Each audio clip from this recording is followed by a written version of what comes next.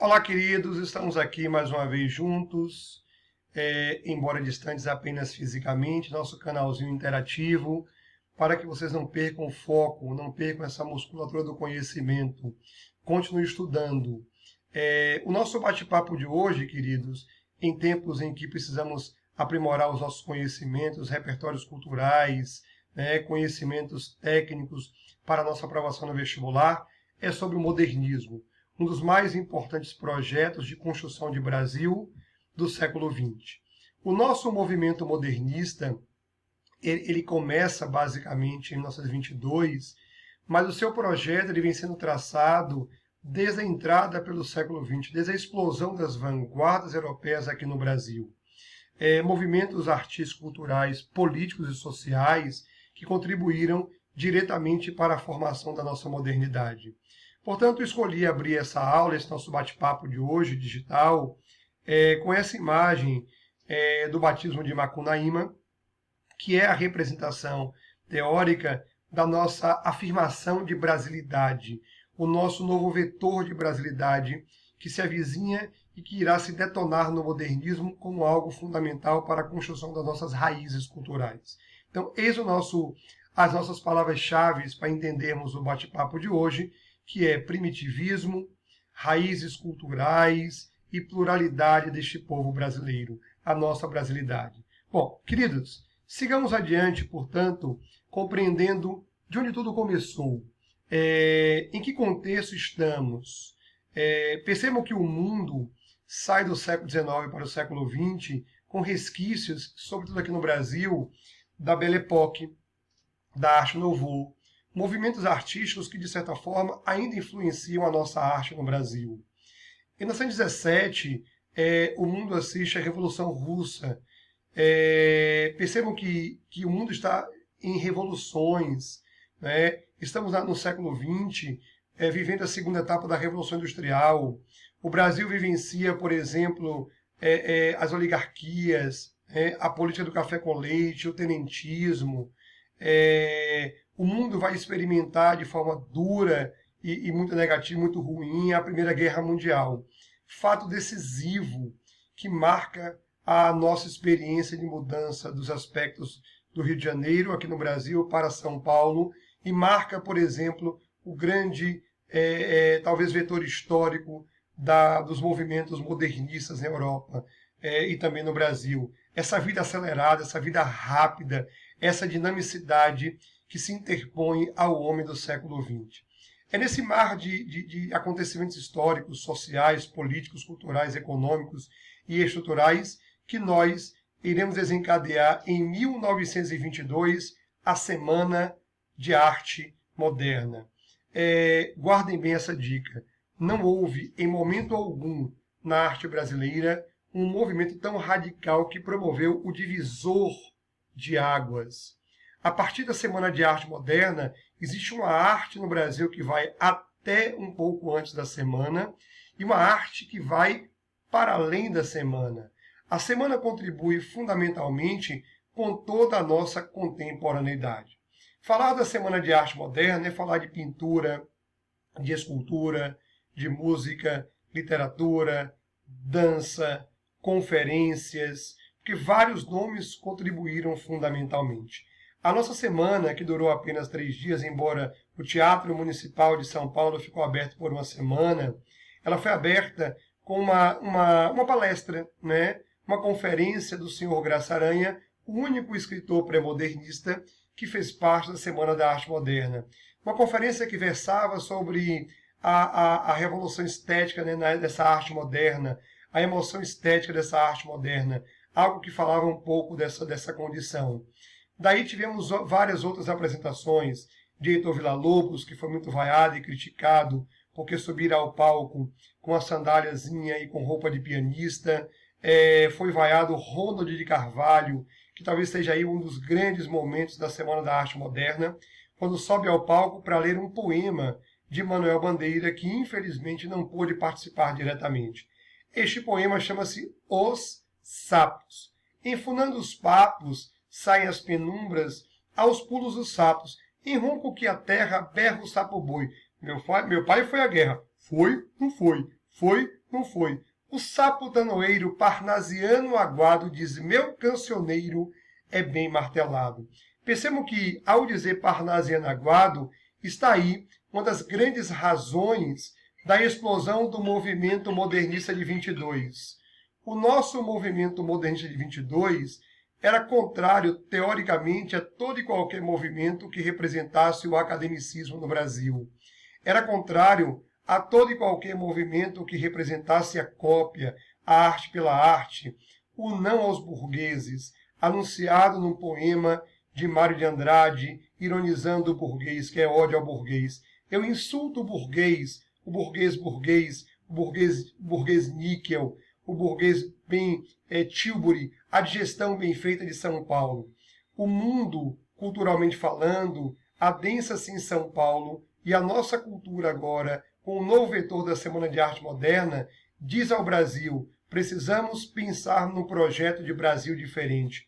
Um Brasil cotidiano, popular, incorporando a nossa cultura, a nossa pluralidade cultural, incorporando a nossa arte de uma forma muito mais simples, muito mais tranquila, evitando a cópia, evitando a importação, evitando o lirismo piegas dos românticos, evitando, por exemplo, a arte pela arte, o culto à forma, tudo aquilo que representava um discurso teoricamente, esteticamente burguês, copista, estrangeiro, precisava ser afastado, eliminado da nossa arte brasileira.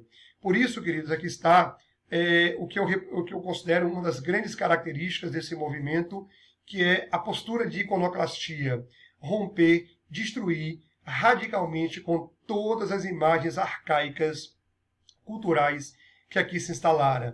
Para que isso, de fato, fosse possível, era preciso fomentar no Brasil, né, o conhecimento da nossa própria arte. Daí o que, na sequência, falamos da necessidade de valorização das nossas raízes culturais, como está bem aqui listado no segundo tópico. E no terceiro tópico, já que nós rompemos com a cultura arcaica, fomos de fato muito agressivos e radicais, iconoclastas, valorizamos o primitivismo, as nossas raízes culturais, só resta agora interpor, propor a nossa ressignificação identitária cultural. É preciso dizer ao povo que temos uma nova identidade. Né? O nosso nacionalismo, ele agora passa a ser crítico. Reconhecemos o valor que tem o Brasil, mas reconhecemos também quais são os nossos problemas. Eis talvez a grande sacada, a grande diferença dos movimentos tradicionais. Nós valorizamos e reconhecemos as nossas imperfeições. Por isso que a Semana de Arte Moderna e o Modernismo tem um papel fundamental nessa construção. E aí, negar a cultura estrangeira como um processo de xenofobia. Penso eu que o grande projeto está aqui, traçado por Menor del Picchia. Guarde bem essa construção para ficar fácil os seus estudos. O movimento modernista formulou uma consciência. O movimento libertador é integrar o nosso pensamento e nossa arte, a nossa paisagem e o nosso espírito dentro da autêntica brasilidade. Nós precisamos ter em mente, em mãos, a nossa brasilidade. Valorizar o que é nosso. E essa perspectiva ruptora que vem desde as vanguardas faz com que o nosso modernismo entenda o Brasil como Brasil, não o Brasil como cópia do estrangeiro. Por isso, afirmar contornos positivos de nacionalidade, afirmar a identidade, resgatar até um contato com os heróicos indígenas, resgatar a natureza e o índio como símbolos de uma nação. Isto talvez seja um dos mais importantes movimentos para que nós possamos ensinar o povo a comer a própria cultura. Essa atitude, guarde essa palavrinha, ela é fundamental, nós passaremos a chamar a partir de agora de atitude antropofágica. Primeiro temos que praticar a xenofobia, negar a cultura estrangeira e valorizar a nossa cultura, e mais do que nunca agora, uma atitude antropofágica. Lembrem, antropologia e fagia comer. No nosso modernismo, é preciso ensinar o povo a comer a própria cultura. Então, essa ideia é fundamental, porque mexe e marca com a cultura brasileira e também interfere nos aspectos sociais do Brasil no início do século XX. Portanto, esses modernistas contribuíram decisivamente para uma nova literatura, uma nova arte. Percebam que na poesia, Mário de Andrade, Oso de Andrade, Manuel Bandeira, no romance, Alcântara Machado, o próprio Mário de Andrade, o próprio Oso de Andrade, trouxeram contribuições fundamentais para a ideia nova de Brasil. Na pintura, Tarsila do Amaral, Anita Malfatti, Emiliano de Cavalcante e até um lituano que naturalista brasileiro, Lazar Segal, pintam a história, as cores, a ideologia, o regionalismo brasileiro. Eis uma das grandes conquistas também que nós tivemos na nossa pintura. Percebam, queridos, que nessas características a nossa poesia passa a ter um olhar diferente. O verso passa a ser livre, o verso passa a ser branco, o verso livre, lembrem, verso livre é verso que tem métrica irregular, e verso branco que não tem rima. Nós não temos mais poesia com soneto, com decassílabo, com estrutura tradicional, não temos mais poesias com lirismo piegas, romântico, meloso, não temos mais poesias com linguagem perfeita, porque usamos a linguagem de forma equivocada. O erro gramatical é proposital, até para trazer à tona a ideia de uma literatura e uma arte mais integrada à realidade. As estruturas todas são rompidas, a ironia, o sarcasmo, o humor, o poema-piada, tudo isso compõe um novo quadro cultural artístico no Brasil do século XX. Ok, queridos? Sigamos adiante para deixar aqui mais duas dicas e eu poder responder uma questãozinha para matarmos nosso conteúdo de hoje. Percebam que a Semana da Arte Moderna representa o plantio das ideias modernistas de 22.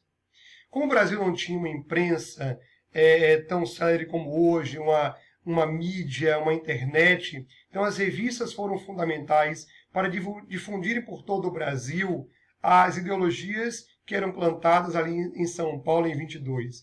A ideia revolucionária chega ao Brasil pelas mãos, pelos textos das revistas literárias, e entre elas a revista Claesson, onde o Brasil conhece Tarsila do Amaral. E na sequência, os manifestos literários, movimentos que consolidaram a ideologia modernista de 1922. Ok, queridos? Para que nós não esqueçamos, eis uma das maiores referências da nossa literatura modernista. Macunaíma é o protótipo de nossa crítica brasileira. É uma epopeia, narra esse herói brasileiro atrapalhado, preguiçoso, teoricamente malandro. Então não tomem isso como preconceito, nem como discriminação, mas como desconstrução da visão romântica criada por Alencar, lá no século XIX, um índio perfeito e herói. O nosso herói agora é um herói do povo. Então, eis a contribuição em Macunaíma. E, fechando a nossa conversinha, eis os três grandes iconoclastas, Mário de Andrade, Oso de Manuel Bandeira, os três maiores nomes do nosso modernismo. Para arrematarmos a nossa conversa de hoje, eu vou responder uma questãozinha rápida do Enem, para vocês guardarem a dica para o combo que foi com esse vídeo. De uma apostila, 2 vídeos, um PowerPoint e uma listinha de exercícios com gabarito comentado. Observe, após estudar na Europa, Anita Malfatti retornou ao Brasil com uma mostra que abalou a cultura nacional do início do século XX. Elogiada por seus mestres na Europa, Anita se considerava pronta para mostrar seu trabalho no Brasil, mas enfrentou duras críticas de Monteiro Lobato. Lobato era muito conservador e crítico da Semana da Arte Moderna. Com a intenção de criar uma arte que valorizasse a cultura brasileira, Anita Malfatti e outros artistas modernistas, acompanhem comigo, letra A. Defenderam a liberdade limitada de uso da cor, até então utilizada de forma irrestrita, afetando a criação artística nacional. Não afeta, muito pelo contrário, certo? Ela cria um novo vetor. Representaram a ideia de que a arte deveria copiar fielmente a natureza, tendo como finalidade a prática educativa. Copiar fielmente não, mas dar vazão à natureza. C. Mantiveram de forma fiel a realidade das figuras retratadas. Fiel também não. E nem tampouco defender tradição acadêmica. Letra D. Buscaram a liberdade na composição de suas figuras, respeitando o limite de temas abordados. Não havia respeito, havia uma amplitude muito maior da cultura brasileira. E letra E. Buscaram libertar a arte brasileira das formas acadêmicas europeias, valorizando as cores e originalidade e os temas nacionais. Eis, portanto, o gabarito oficial, Um forte abraço, até o nosso próximo bate-papo.